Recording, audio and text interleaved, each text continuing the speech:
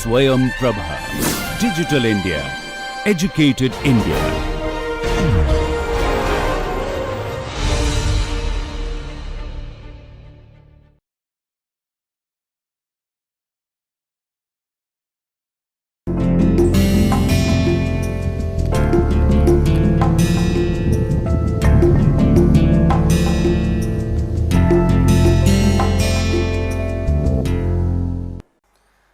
Welcome to NPTEL's course on communication skills.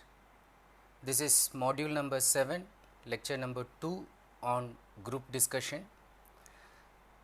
In the previous lecture on group discussion, we already discussed about why we should go for a group discussion, what is group discussion, and if you remember and recall, I said that today in the job pool, today in the globalized scenario where MNCs are competing for getting the best talent from the country, or whether it is for just going for higher education, group discussion has become a very mandatory tool in terms of eliminating as well as in terms of selecting good candidates.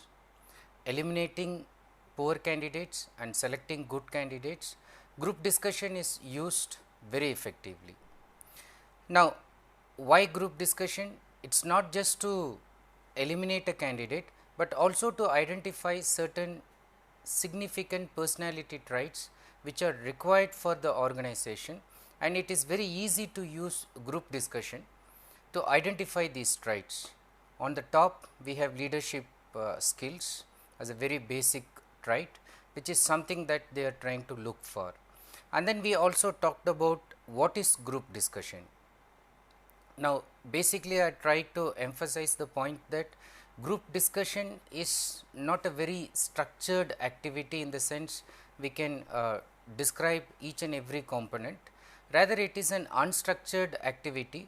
The group is just thrown together and deliberately it is made unstructured in comparison with rather a structured activity like debate, for instance, where there is a moderator and then the speakers are structured, they are disciplined to speak and finish the topic within a stipulated period of time. GD is not stipulated, structured in that sense. The overall time frame is given, but then there is nobody who is structuring it. But that is what actually the examiners are looking for. They are actually looking for somebody to emerge as a natural leader, and they want this leader or leaders or potential leaders to take care of this unstructured activity, and they want them to impose a structure. Now, once you understand that GD is basically to eliminate people and at the same time to identify some very important personality traits, and then it is rather a chaotic environment, it is rather a disorderly situation where order is to be restored by the person who is likely to be selected as a leader, as a potential leader. Now, once we have understood this, in this lecture we will try to understand some of the evaluation criteria by which the examiners or the employers will be actually assessing and selecting the candidates. Followed by that, I will also talk about how to ensure success in group discussions, what are the do's and don'ts one should keep in mind, and we will also try to conclude the lecture by giving some practical hints, by giving some practical tips. Just to recapitulate what is GD, and then if you ask me to just summarize GD in 2 words, I would like to say that GD is all about coordination and cooperation. It is all about coordination and cooperation. Now, what do we mean by coordination and cooperation? When I say coordination, there should be a coordinator basically, and it implies leadership qualities. You cannot make people coordinate without a coordinator, and once there is a leader, the leader will be able to coordinate the whole team to a cohering goal. In this case, the goal will be a decision making or arriving at a consensus at the end of the given topic, Now, leadership qualities are very much implied when we talk about coordination, and this is on the top. Followed by this is management skills. So, how to make people coordinate with you. So, there is something in the person when the person says that makes everybody accept what he says. Maybe there is faith, maybe there is trust in the person when the person gets up and introduces the topic and says that he will begin it. And there is something in the people not to oppose him, maybe charisma, maybe a kind of trust that he is able to build even from the beginning. Whatever it is calling for some management skills. Now, even if there is a conflict, even if the person is trying to initiate as a leader and then there are others who are opposing him, now how does he resolve this? That's again is calling for management skills. Management is again in a simple manner defined as the art of getting work done by others without making them feel the pain of it. Okay. They should be able to do that with joy. They should be able to make them feel as volunteers in participating in the activity, but at the same time the work is done just because somebody has managed that very well, somebody has coordinated that very well. Now, this also takes care of the aspect of planning. Now, when I say planning, it involves a time. It is the leader or the manager who is giving a time. Remember, I said that GD is a unstructured activity, and then it is this leader who is trying to give the time plan. As I said in the previous lecture, the leader will decide that, let us say it is 30 minutes, we will take 3 rounds, and then he decides roughly about 10 minutes for each, and he decides what will happen in each of the rounds, and then mostly he is trying to remind people to follow this time frame that he has given for others, and a procedure. Who will begin, who will end, how much time will be spent for the preliminary discussion, how much time can be spent for cross firing, overall general brainstorming kind of discussion and arriving at a consensus. Now, all the things are given by him in terms of time and procedure. And last but not the least, when we say coordination, the person is also trying to exhibit his ability to harmonize the group. He tries to show his conflict resolution skills. Imagine a situation where somebody gets up and says that I will be the first one to speak out on this topic. There is another person who gets up and says that you loudmouth, you stupid, you do not know what to talk on this, how will you speak on this? The other person gets offended, he says that you are so rude, impolite, you do not know how to talk, you do not have manners, so I will not let you speak. Now, these two are quarreling just to begin the activity, just to identify who will speak first. Now, time is running out, and the time is running out for all the participants. At this moment, the natural leader, the person who has coordination skills, the person who is able to resolve this conflict will get up, take the initiative, and then will try to pacify both the parties. So, he may either suggest that, friend, since he got up, let him start his viewpoint, or he may try to convince the other person by saying that why do not you allow the other person to speak first and then you can speak, or he may be even able to impress on them that he can speak first and then he can allow the others to talk. Whatever happens, he is just putting an end to that quarrel and then initiating the discussion. So, this is conflict resolution skills, one example of it, which is also letting the group to harmonize, go in a very harmonious manner. GD is not only coordination, the second part is cooperation. It is not that only leadership qualities will be checked in a group discussion, but also one's ability to work in a team. One cannot be a leader all the time, one has to be a follower also. Now, to be a follower, or as the saying goes, you have to be a follower first before you become a leader. So, to be a follower, does the person has the prerequisite skills? Now, this will be checked under this cooperation abilities. Now, what is expected when we say cooperation? First, whether the person is able to work towards a shared aim. The shared aim here is to arrive at a consensus.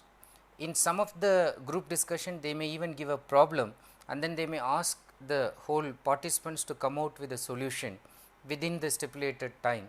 Now, is it possible for this person to coordinate the whole team as well as to cooperate with them? Suddenly somebody is taking a lead, this person's ego is not getting offended, he is following the person's ideas, is going with him, because together they are interested in arriving at the general consensus, the solution that is very much required for the GD. So, together they are working towards a shared aim. Now, somebody defined cooperation in a very simple but very revealing and funny manner. It was said that cooperation is nothing but doing the things that you hate to do, doing the things that you hate to do, and doing that with a smile.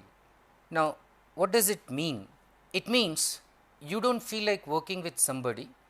It so happens your rival, your worst enemy is part of the team, or just because of some prejudiced kind of thinking, just by looking at somebody's face, you start hating the person. You don't want to work with that person, you don't want to be part of the team with that person. Now, that's inside you, but that should not be reflected on the face, that should not be reflected on your argument. You have to be very impersonal, and you should not show that embittered feeling that is seething within you. What should you do? If you are really going to cooperate, you should be able to do the things that you hate to do. You hate to work with the person, but you do it, and not just doing it with a grudge, but doing it with a smile. So, you will find fine individuals with leadership qualities in group discussions. Even when they are against some of the people, what they will do is, when they get up, even when they know that they are rivals, they will say, my friend has come out with a very good suggestion. Friend, I would like to propose this idea. Now, inside they may treat them as enemies, but then it is the decorum of GD that you do not show any personal feelings, or you do not let any personal enmity interfere in the general group decision making. So, if you are able to do that, so one can acknowledge that you have good ability to cooperate with the team, and you have good skills to be as one of the team members. Now, this is what is checked basically in a group discussion, your ability to coordinate as well as cooperate.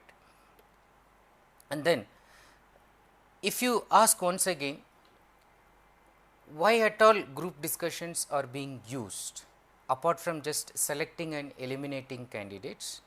Are there other reasons for using a group discussion? Are there some general purposes? Yes, of course.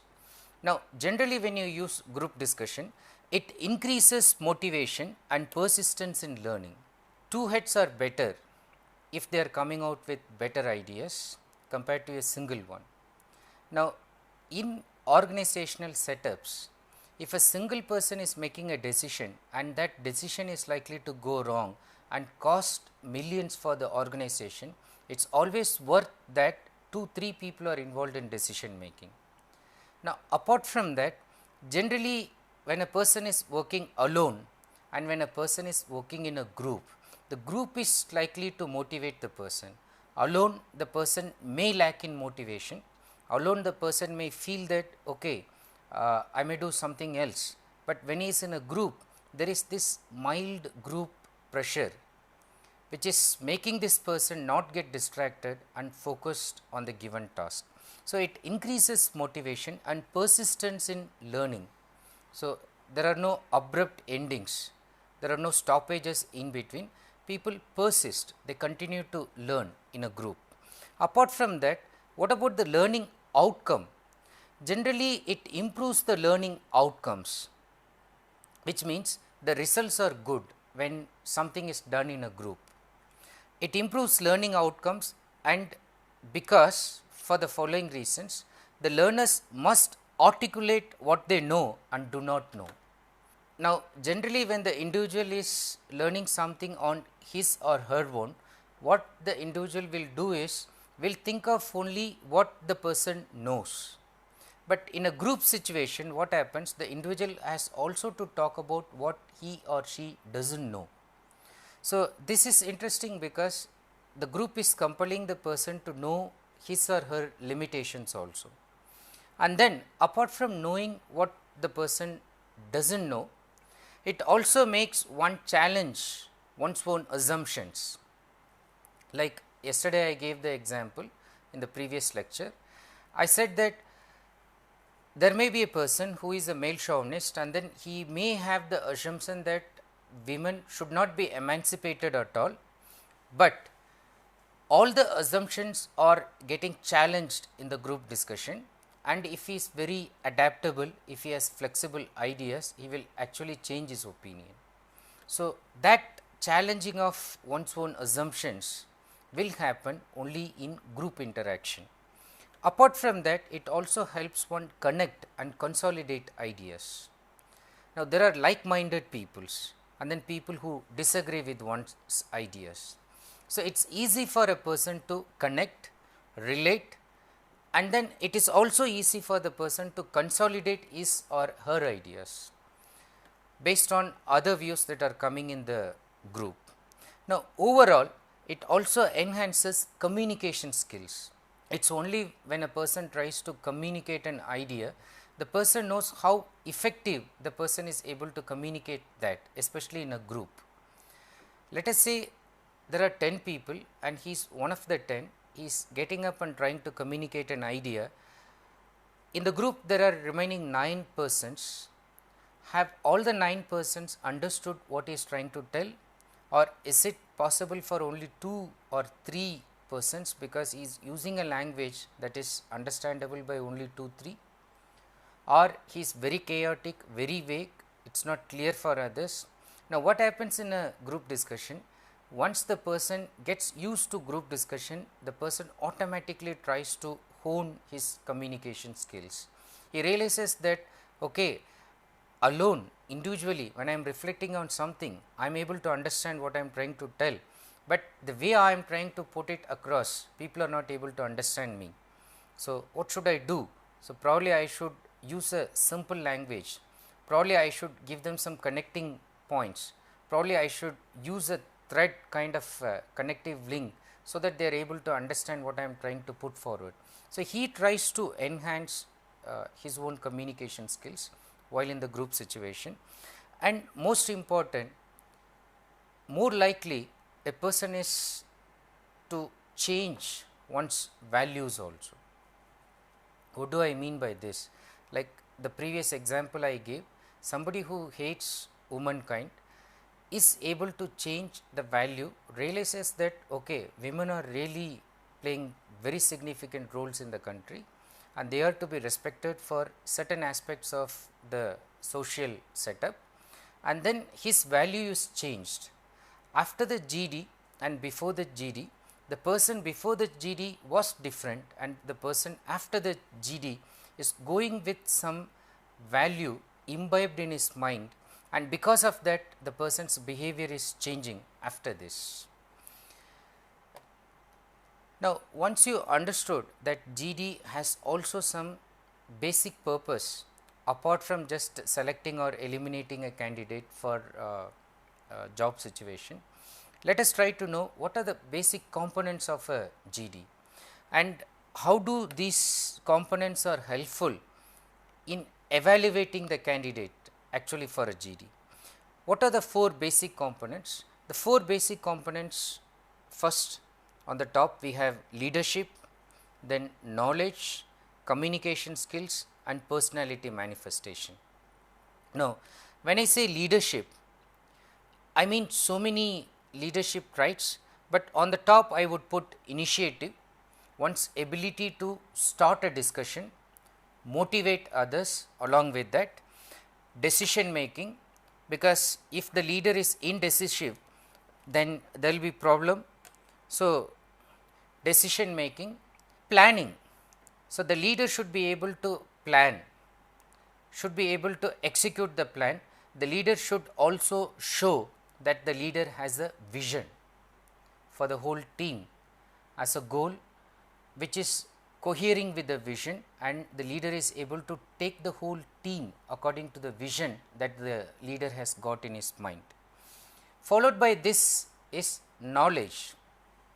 Now, as the saying goes, knowledge is power, and there is no compromise for the subject knowledge that is very much required to create a good impression in GD. Now, the subject knowledge, there is no substitute, nobody can give that unless one has done well during schools, during colleges, or even apart from the classroom situation, one should have spent enough time in libraries, one should have developed a general keenness, alertness towards current affairs, and developed certain skills related to acquiring knowledge, and has an aptitude to learn things related to current affairs, and general alertness towards technical advancements. So, today if somebody is asking some simple questions related to internet, related to mobile, and somebody says that I do not know how to operate, I never send an email. Now, that will appear very ridiculous. The technical advancement that is taking place and the technical advancement that has enveloped us, if the person says that he is like an ostrich, he is totally ignorant about what is happening in the surroundings, so the person ill fits a GD. So, knowledge, thorough subject knowledge combined with current affairs, technical and scientific advancements in the field. So, that is very important, and there is no substitute to this. Nobody can give any compensation, nobody can change this. This is something the individual has to pay enough attention and develop throughout. Combined with this is the third important component, that is communication skills. Now, the whole course is on communication skills, and then we will be reiterating communication skills through various lectures. And when we talk about communication skills in terms of group discussion, what I mean about communication skills or these aspects of communication skills, particularly active listening. If you remember, in the lecture on listening skills, we talked about active listening and passive listening. Now, an active listener is somebody who pays enough attention to what is happening, who concentrates, who thinks that whatever is happening should be recorded either in his mind or note should be taken, and he takes notes so that it can be used at a later stage. A passive listener is a marginal listener, a superficial listener, and is not interested in what is happening around. Although he may pretend, he may appear to show interest, he is not really interested in what is happening. Now, in GD, active listeners are really required. In most of the GDs, marks are even given for just listening skills.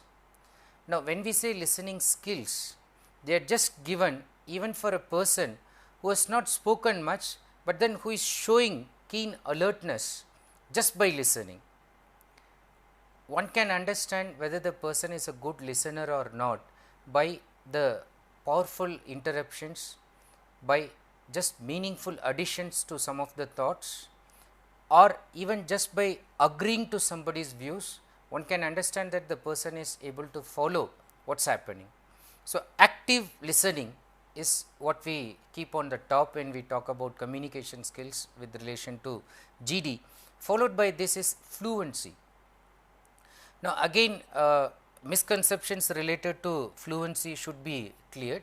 When we say fluency, we do not mean speaking fast. Okay. Some people are under the impression that one should speak very fast and one should try to speak as much as possible, so quickly, so quick, so that for the rest of the people it just sounds like a fast moving train, and then they find that it means nothing. When we say fluency, what we actually mean is your ability to use the words appropriately without any difficulty or with less efforts, and you are able to use minimum number of words in a very precise fashion, and you are able to extract the maximum out of the ideas that you are going to convey, and influence the people in a very effective manner. So, fluency does not mean speaking fast, but it means using less words, but using them effectively, using the most appropriate words, using at appropriate time and using it very effectively. So, that is fluency, not just speaking fast. Clarity. Now, this also goes with fluency. When a person thinks that he or she can speak very fast, actually they do not think of clarity. Clarity does not come if the person is not making enough pauses, if the person is not enunciating the words clearly, properly. Clarity does not come even if the person does not have clear ideas in the mind. So, clarity is another integral part of communication skills in relation to GD. Followed by this is coherence. Is there an order in which the person is able to enumerate his ideas? Is there a proper planning? Is there a way the person is beginning? Is there a middle? Is there an end? Is the person is using a very good effective ending?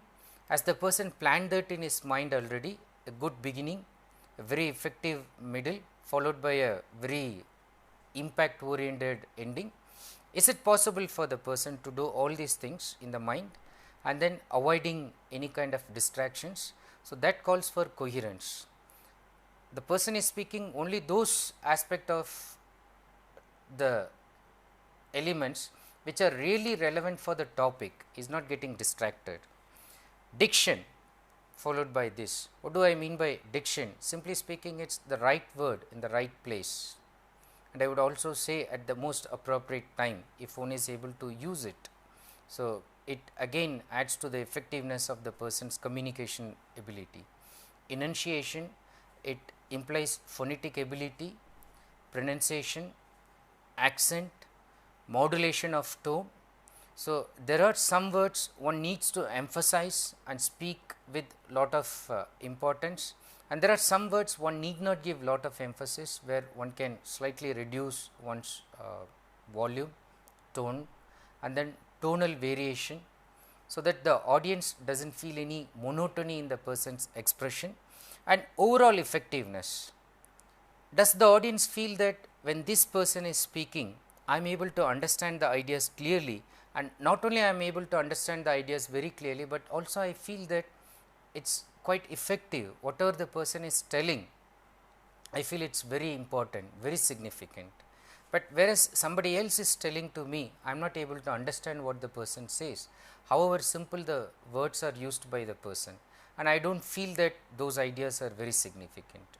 So, if the person is able to create this overall effectiveness, again it calls for his communication skills. And overall, the examiners or the employers are also looking for personality manifestation as a basic component of a GD. Now, what do we mean by personality manifestation? While we talk about communication skills, we talk about one set of skills related to communication. When we talk about personality manifestation, we talk about another set of skills which will come under soft skills. One's etiquette, one's mannerism, one's behavior. How will a person present himself before others? Okay.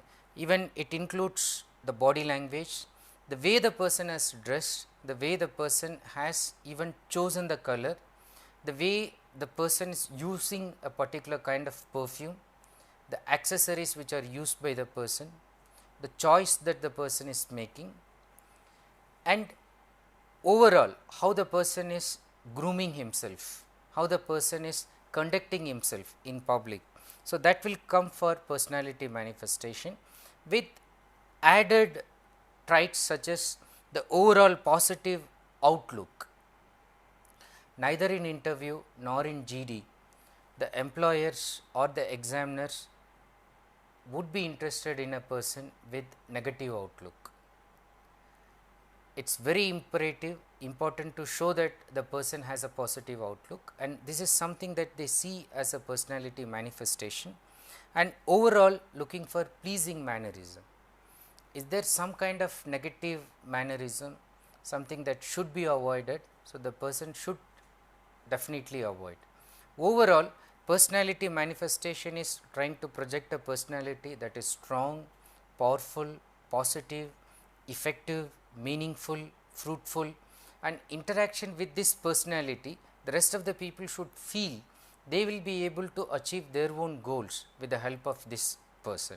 So, just to quickly recapitulate the basic components of a GD: leadership with initiative and decision making, planning and vision; knowledge, thorough subject knowledge with keenness and alertness to current affairs and general interest in technical and scientific advancements; communication skills, keeping active listening, and then fluency, clarity, coherence, diction, enunciation, effectiveness, avoiding monotony, leaving a pleasing impression, which again calls for the personality manifestation, where leaving a kind of positive outlook and then taking the people with oneself with soft skills manifested, showing pleasing mannerisms, making people feel that the person is quite affable, quite friendly, and then by look itself we could feel that the person is quite positive. Lot of radiation is just coming out from the person, but all this is towards the positive side. So, that energy, that vibrance, so that will all come under personality manifestation. Now, these basic components again are used for evaluating the students. So, what are the criteria which are there under evaluation? So, let us look at the evaluation criteria. So, if we put personality, knowledge, communication skills and leadership, and generally if they are assessed for 100 marks, each one will be given about 25 marks. So, personality will get 25, knowledge 25, communication skills 25, leadership qualities 25. Now, in personality, each one or each subcategory will get 5 points. For instance, dress appearance. So, dressing professionally to the occasion, has the person done it or not? How does the person appear? Confident or lacking in confidence? So, that goes for 5 marks. And then the temperament, tone and voice. The person is short tempered, the person is getting provoked easily, tone is easily acceptable, voice is clear enough, is not mumbling, and gesture and body language. How about the postures of the person? If the person is slouching or the shoulders not straight enough? And what about the body language?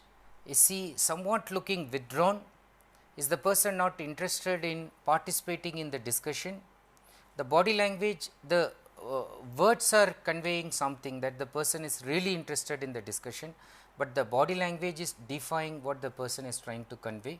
So, this will again be noted. So, body language has to go with the verbal component of the communication. And then mental state. Is the person mentally strong, mentally alert, or is the person just mentally preoccupied with something, some other thoughts, and not actually interested in what is happening before this person? So, mental state and all these things together will also create an overall impression for which another 5 marks will be given. Just like the way personality is assessed for 25 marks, knowledge will be assessed for 25 marks. To begin with, the depth of knowledge. When somebody is speaking on something, let us say something like TV, boon or bane. So, anybody can speak on this topic, but then the depth will be assessed by the kind of factual details, by the kind of critical acumen the person has developed, the kind of surveying ability that the person is able to talk, the number of TVs that are there in the country, the number of TVs that have come just in the last 10 years, last 1 year, how many users have come, what has contributed to this growth, and so on. So, that depth of knowledge will just gain 5 marks. And then range. So, some people will say that if it is related to engineering topics, I can talk. There is somebody else who says that I can talk about anything related to fine arts. As another person says, anything on literature I can talk, but I cannot talk anything about scientific advancement and all that. Now, range means one's ability to cover a wide range of topics. One is not only focused on one's own discipline, but is able to say something meaningful about so many other areas that is overlapping his or her own discipline. Logical thinking is the person able to think logically while enumerating the knowledge component, and then how are the ideas presented, are they organized? So, organization of ideas again will get 5 points and overall impression 5 more points. Communication skills again 25 marks. Active listening, I already explained about active listening as against passive listening, which gets 5 points. Fluency, not talking fast, but making one thoughts very clear in terms of expressing with felicity. Diction, right word in the right place and appropriate usage of language. Enunciation, phonetic ability, speaking clearly, again it gets 5 points. Overall impression again gets 5 more points. Now, under leadership, which is again for 25 marks, initiative, ability to start something, begin something. Most of us have actually starting trouble. So, is it this person who is able to start it? He is not just starting, but he is also motivating others to start it. Then team spirit. He is not just a leader, but also wants to be part of the whole team and make the team feel that is one among them. He is not a domineering personality, not an egoistic one. Endurance. He is able to tolerate, he is able to withstand whatever pressures that are coming, and then he is able to harmonize, show conflict resolution skills, which will also get some points, 5 points. Last but not least, decision making. Some people would like to become leaders, but they are not able to make decision. Now, the quickness in which the person is able to decide and the ability to even decide as such will call for 5 points, and the overall impression which are created again for 5 points. So, together if you combine all these ones, a candidate will be roughly assessed for about this 100 points. The points may vary. Okay, somebody may assess this for 50 points, somebody may just go for 10 points, but overall if you look at it, these are the common evaluation criteria. So, once you have some idea about the evaluation criteria which are involved in selecting as well as eliminating candidates for a group discussion, you should also know some positive traits as well as some negative traits which are involved in the evaluation criteria. Let us look first at some positive traits which are involved in the evaluation criteria. Look at personality. What are the positive traits which are looked at when we talk about personality? Basically, first, enthusiasm. Is the person is able to show some kind of cheerfulness, showing interest in the discussion, overall enthusiasm, that is a positive trait. Keenness and curiosity. So, as against indifference, the person is very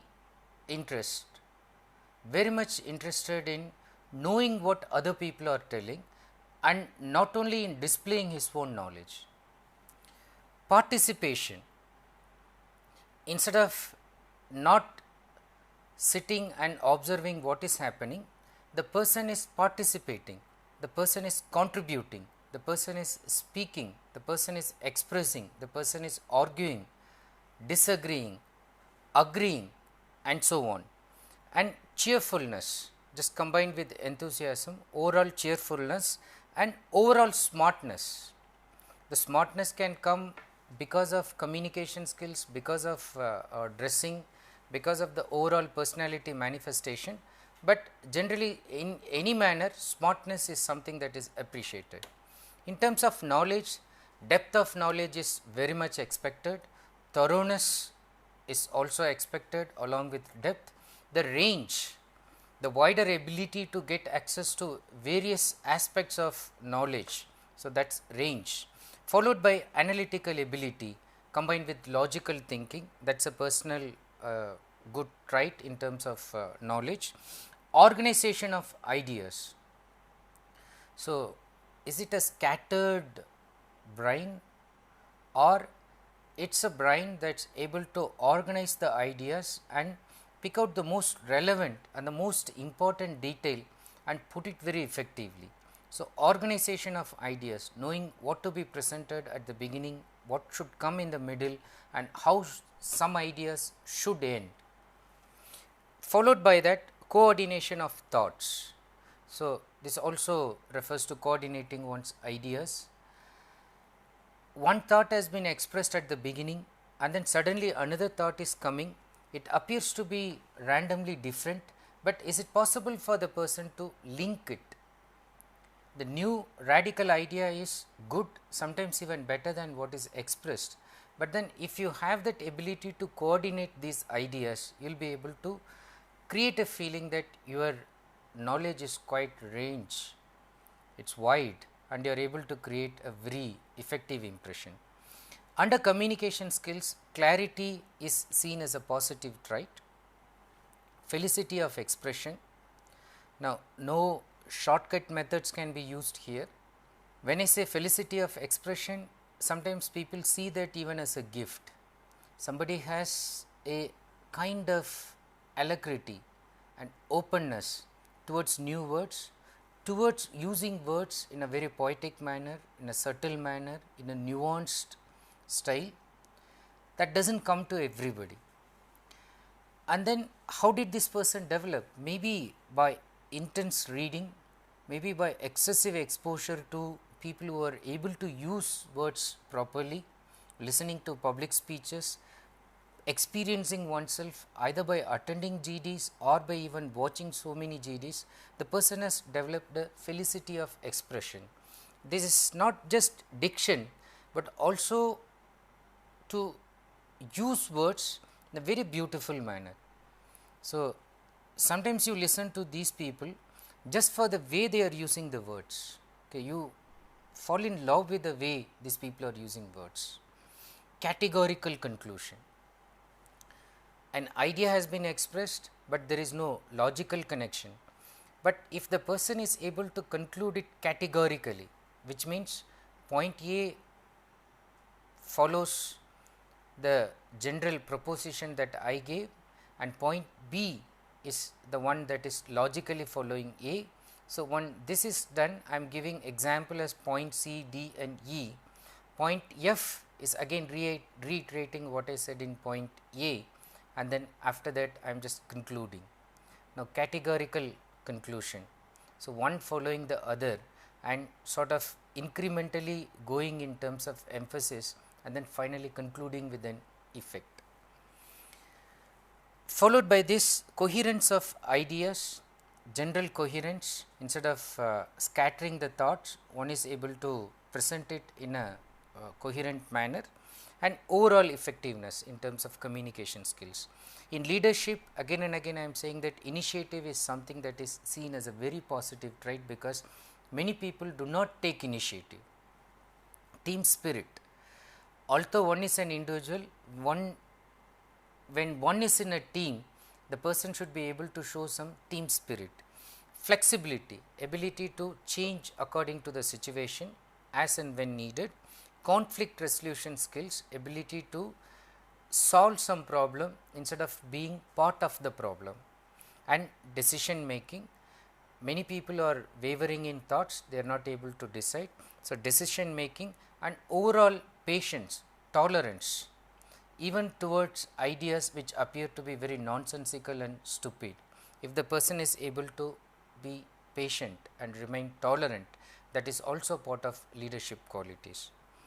Now, what are the negative traits? Now, again under the same basic components, we can also look at some negative traits which you should definitely avoid. Now, under personality, introversion. What do we mean by introversion? Thinking about oneself, thinking within, not thinking out, not saying things aloud, keeping thoughts to oneself. Introversion. An extrovert is somebody who comes out, discusses things openly. Now, being an introvert is not a problem. As psychologists would say, most of us are neither introverts who all the time think within, nor complete extroverts who all the time go on socializing, all the time are interested in being with other people and being in group. Most of us are ambiverts. We enjoy being alone sometimes, we enjoy being in the company of so many other people at most of the other times. Now, being introvert, as I said, is not a problem as it is, but if you show that tendency when you are in a group, when you are expected to be an extrovert, then it is a problem.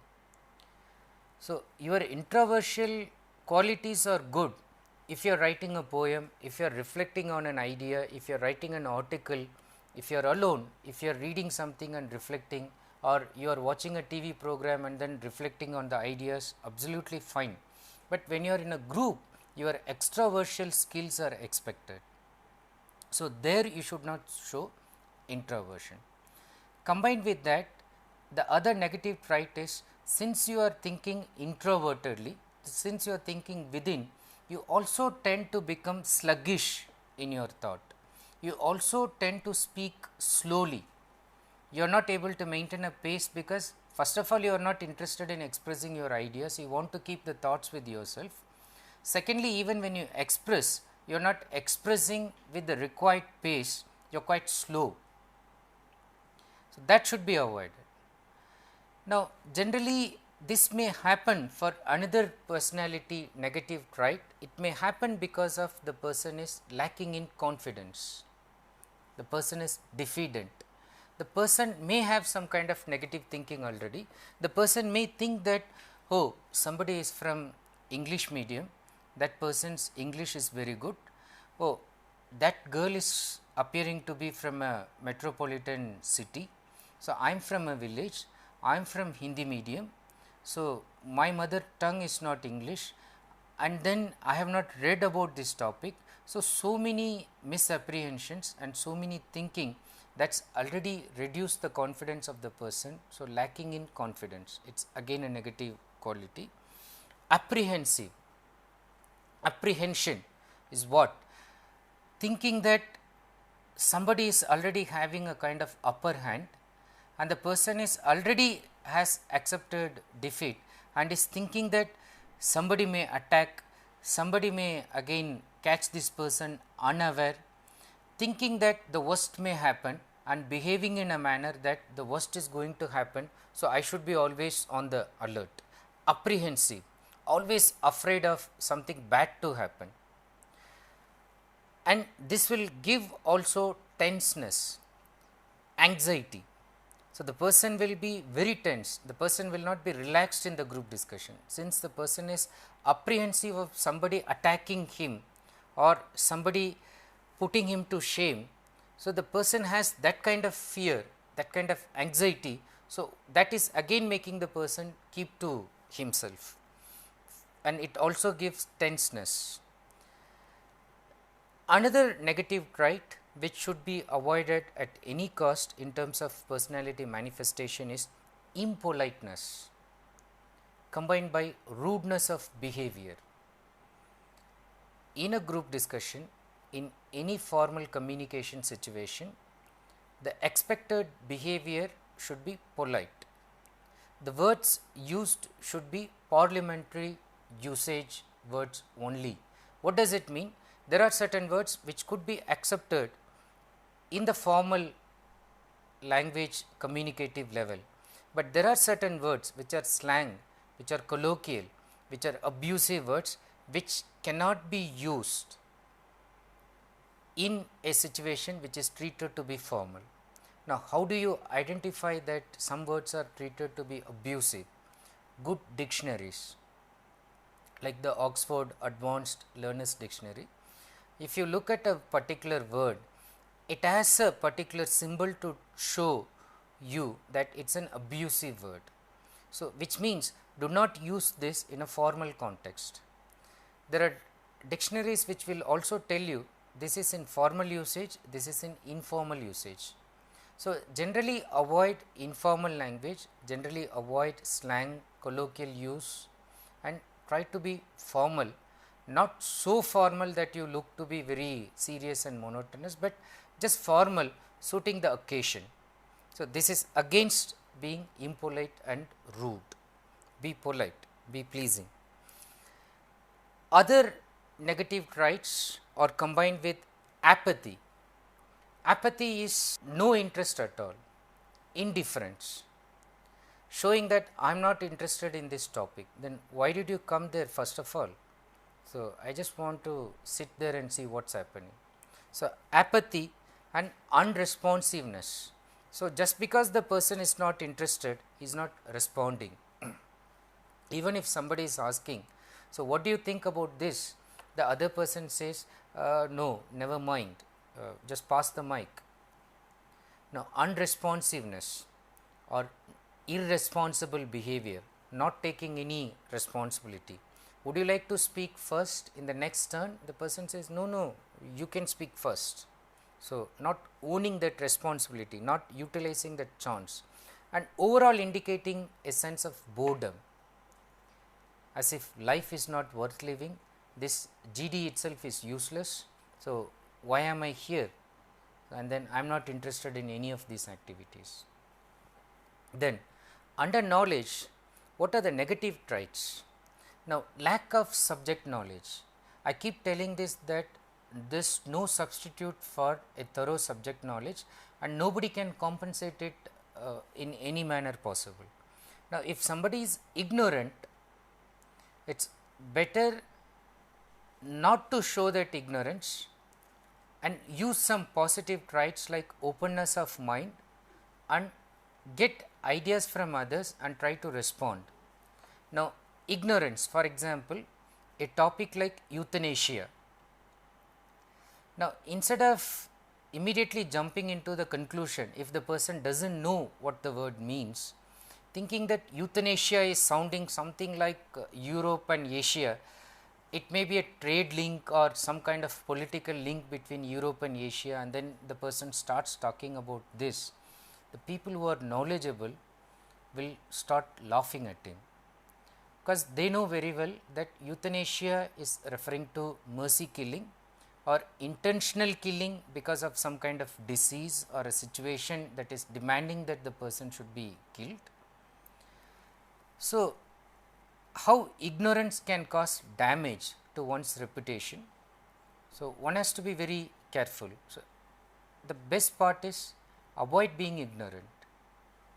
So, ignorance should not be there, and lack of subject knowledge combined with that, lack of meticulousness, lack of paying attention to detail. So, that again is not a good trait. Poor quality of mind, mental poverty. The mind itself does not have any ideas. Do you have something more to tell? No, no, I have nothing more. Can you illustrate this with an example? I have no idea about this. Okay. So, mental poverty, lack of creative ideas, same idea repeated again and again. Okay. No fresh thoughts, no new thoughts germinating from the person. So, that is lack of creative ideas. Lack of analytical thinking. So, no logical thinking, no analytical thinking. So, that is again a negative trait. Under communication skills, fumbling and muteness. Fumbling is not saying it clearly properly, but then saying something and stopping. Muteness is still worse, not saying anything at all, just remaining speechless, just remaining devoiced. Confused and unclear, lack of clarity, is totally confused, and whatever he is expressing is unclear in his thoughts. Then apart from this, the candidate has a tendency to meander. Meandering is digressing. So, he is not able to rivet his attention to the original idea and focus to that, but he keeps telling stories, he keeps giving illustrations which have no relation to the central thought. Incoherence followed by that, and monotony. Monotony comes because if you are not able to vary your tone, if you are not able to give proper emphasis, then the speech itself becomes monotonous and it subsequently becomes boring. And under leadership, some of the negative traits, some people tend to become isolated, like because of their introversial thinking perhaps, or what they will do is they will insulate themselves. They will cover themselves with their own thoughts and ideas and they will not come out of it. They will also become unapproachable, not exhibiting friendliness. People feel somewhat that I cannot talk to this person, he is probably too egoistic, or the person is also showing aggressive quality, which is another negative trait. So, one should be assertive, not aggressive. I will talk more about assertiveness and not being aggressiveness soon. And then weak and wavering as against one's ability to make decision quickly, and then one's overall temperament in terms of leadership.